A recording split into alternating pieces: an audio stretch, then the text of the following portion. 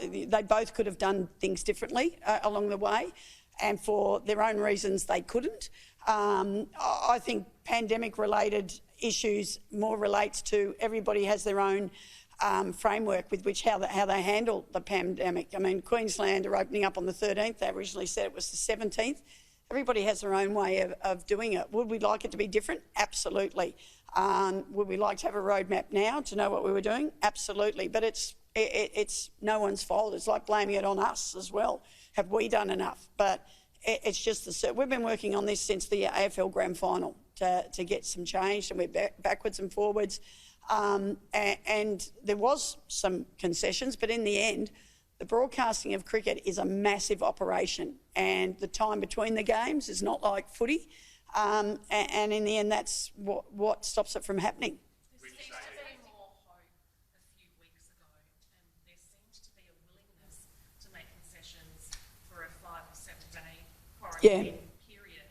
Did that change after there was a public backlash, or did that change when the Premier said cricketers would have to abide by 14 days? No, that hasn't changed at all. What changed was a full understanding of what the broadcast needs were, and the lack of time between Sydney and Melbourne. And not just the broadcasters in Fox and Seven, but there's Hawkeye, there's Spidercam, and there's DRS that only has a certain specialist group of people who follow it all the way around the country. And so they can't get here any earlier than the players can get here. When they come to do their job, they've got to go in and out of the public areas. So there's things that can't be kept away from the public, and that wasn't fully known till, let's say, 10 days ago. So you don't believe you were ever misled about what would be allowable, what could be compromised on? Certainly not by the government, no. I don't think we ever fully appreciated what the challenges with the broadcast were, and we only got those numbers, 10 days to 2 weeks ago. It's vastly different to an AFL broadcast. Would rearranging the order of the tests have fixed that broadcast problem at all? Well, absolutely. If we were the first test, you wouldn't have the problem. But the schedule was published. There was a whole lot of things that like South Australia's got their 150th anniversary. How do you justify taking away from them when they've got that big anniversary? Queensland government were allowing everybody to quarantine in Queensland, so it makes it hard to take a match away from them and put it somewhere that may jeopardise these. So there's all sorts of things connected to each test match that made it very hard to then slot us in somewhere. Sorry? Was a direct swap with Adelaide discussed? Not by us. I do think there was a discussion over the weekend. I read it in the paper, as did you all read it in the paper, that there seemed to be some suggestion of that. But I don't think it was ever seriously contemplated by Cricket Australia. So Cricket Australia ruled that out? Yes. Yeah. What sort of a financial blow does this represent? Well, we've been saying, between 3 and 5 million. It may be less than that, but that's without knowing if we've got BBL games and also the ODI. We're hoping that the roadmap at the end of this week sees an opening up before the end of January, which enables us to have the ODI. But yeah, we're talking between $3 and $5 million, which is all our members' fees. We still get our grant from Cricket Australia for international cricket, but our business model is based on members, and we've had a massive year with members signing up, and I can only thank them for that, even though there was no certainty. We're at, I think, 90-something% return of members and new members. So they've really backed us in this, and we've gone to them today saying we'll let them know in the next week what the process is and what their options are, but it'll be pretty much the same as last year. They'll have options to get a refund, credit it to next year, or make a donation to our foundation. What do you say to the members when they obviously continue to support WA cricket, and yet we've got this phenomenal stadium, we haven't had Test cricket there for 2 years? Yeah, what do you say to them? As I said, we try our hardest to get the matches here. It's not a lot we can do about the pandemic. I mean, our Premier's approval rating is so high, I imagine there's a certain amount of our members who agree with everything he's doing. So I'm not sure how upset they're going to be other than they've paid some money.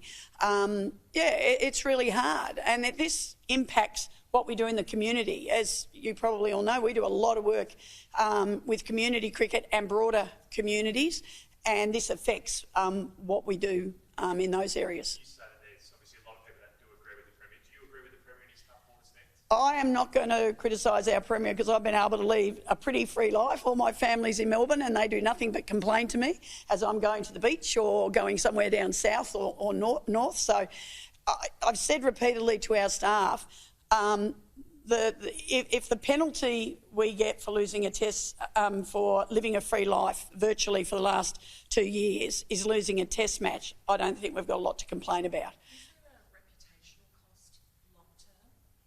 For who? For Optus Stadium, WA cricket not being able to host a test match? I don't think there's a reputational cost. I think people will be slower to buy into things until they're sure they're going ahead. So, you know, we always try and get tickets on sale as soon as possible, membership renewals out as early as possible.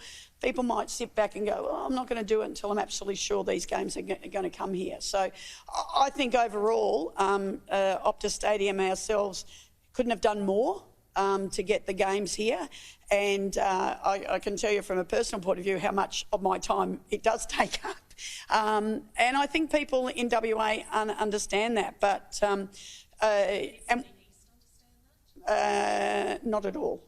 I don't think we all live in WA. We know the East doesn't often look at what we do with any understanding. As I said, I talk to my family and they just tell me I'm whinging. You know, we know we're on the other side of the country. We know how hard it is to get people on the eastern side to understand what it's like over here, and we've tried our best to get them to understand that, and why us closing down the way the rest of the country has a massive impact on the rest of the country in terms of the exports that come out of Perth and the economy interruption that would have for the rest of the country. But until you're here, and I've only been here 10 years and I was as ignorant as everybody else, but living here, you learn and you understand, and so we try and get that message across to them as well. What happens to the one day the border doesn't open until February? Well, if the restrictions are the same as they are now, we've got to go through the same challenges. But it is a one-day game. The overlay for that is not like a 5-day test match. Test matches are unique, and so this is a unique situation. So we're hoping for the borders to be open, but even if they're not, there are things there we might be able to manage slightly differently. What do you think the chances are of that match going ahead? Oh, I've not done well with my odds lately. I've got 97 to 50, now I'm at naught. So I'm going to stay at naught until I've got something to be. And the BBL matches, is the one... We're still going through that. Obviously the problems for us is when we play in Melbourne against the Renegades and the Stars, which we're scheduled to do. So the staff are working on that at the moment to see if we can get those games moved at all. Anywhere. Anywhere except Melbourne. But I'm unsure that Cricket Victoria will be as sympathetic to us as we are trying to make it sound. So, but, you know, until we get something in writing, we don't give up, which is what happened today. What do you make of the reports from over the weekend about the Renegades being concerned about quarantining over here on Christmas Day? Well, I don't think it's fair for other teams to be commenting on the challenges that their peers have.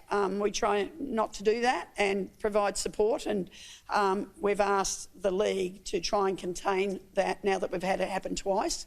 I don't really buy into any of that stuff. We've had Boxing Day matches for a very long time.